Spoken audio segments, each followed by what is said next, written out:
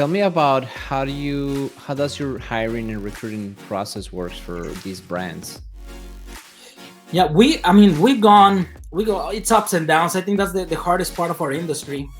Yeah, We've gone from literally hunting them down around strip malls, um, to hiring platforms like Indeed and I can remember the other. I don't do the hiring anymore, so I don't know what platforms they use. But we do some postings online.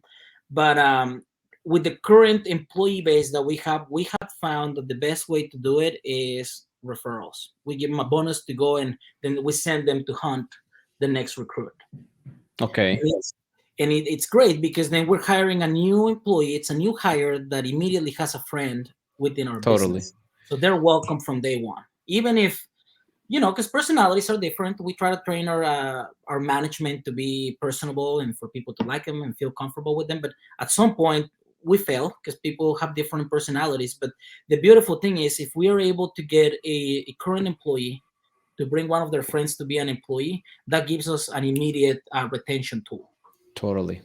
And it's so interesting. Just what was it? I think the end of quarter 3 of last year, we were struggling for people. We were ramping up. That's the busiest time of the year, quarter 4 for Yeah, us. And we were trying to get people, and we just couldn't. We spent about $1,400 in online postings and nothing, literally nothing. Bunch of interviews came through, but we just couldn't lock anybody down. And must have been something we did wrong. But on our weekly meeting, we told our team, hey guys, if you bring a friend, we'll give you guys a date night for you and your friend. You can go out to dinner, you can go bowling, you can go to Top Golf, you can go grab some drinks, whatever you want to do. And you will not believe it. Within 3 days, we had six new hires. wow. At a minimum cost, Yeah, it cost us way less. Like I told totally. everybody, I was trying to set a budget for their night out, and I was like, you know what, just go do what I just wasted $1,400 in online postings.